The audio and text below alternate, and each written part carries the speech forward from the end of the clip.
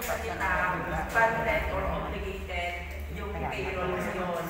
So, ibig sabihin, kung merong under remittance, may portion sa obligations incurred na nananatiling unpaid. Tama po, mga receivers?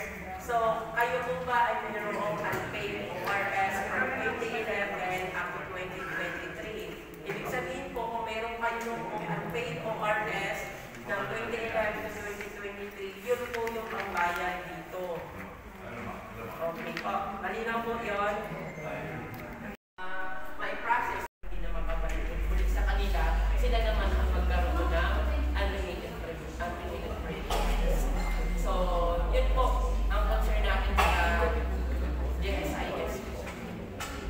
Sa ating po mga school head, paki-monitor po yung status po niya po. Bago po, kada mo lang sa ng buwan.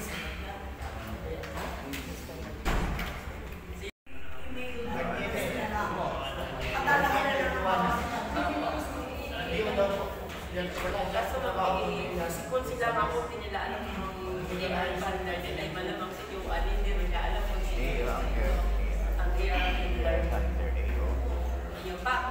Bigay na lang po yung pangalan. Ay, sulat ka lang doon sa sino po? O kaya yung email mismo ng school?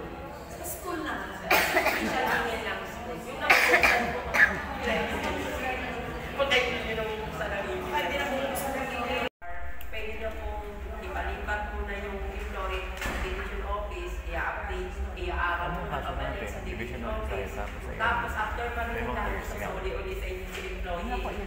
Gaano pa mabilis yung response sa harap? Ayun nga, sir. Hindi ako yung coordinate ko na po sa HR. Yun nga po yung profit natin kung nag-republic na sa ako din. Baka pasarang. yun, sir, ang ibigay ko coordinate natin sa HR. Yes po, sir. Budget. Kasi ako kasi ay personally, isa ako sa mayroong mga arrears. Yes. So, pero yung arrears ko, na record ko dun sa, na nakikita ko dun sa GSIS Touch, ay record ko talaga siya nung ang lubak integrated ay non-ayos, which under pa ng division office.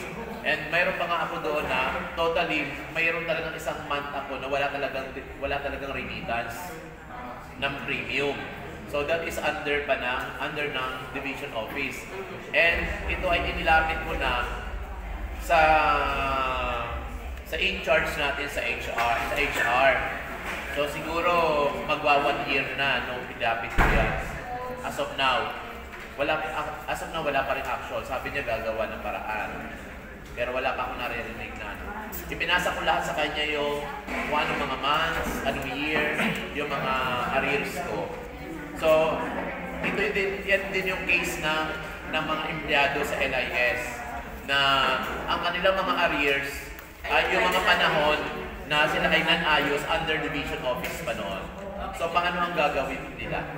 Yung po sa case niyo, sir, madaling maririnig kasi nasa division office ulit kayo ngayon dahil as PSDS po. Ayan ba, yung iba pong ano? Yung iba naman po, ganun din katulad ng case ni Sir Jerwell, hihiramin po muna ulit yun ng division office, tapos ibabalik ulit sa LIS once na regulated na yung hindi bayad ng division office. Sino ang pwede?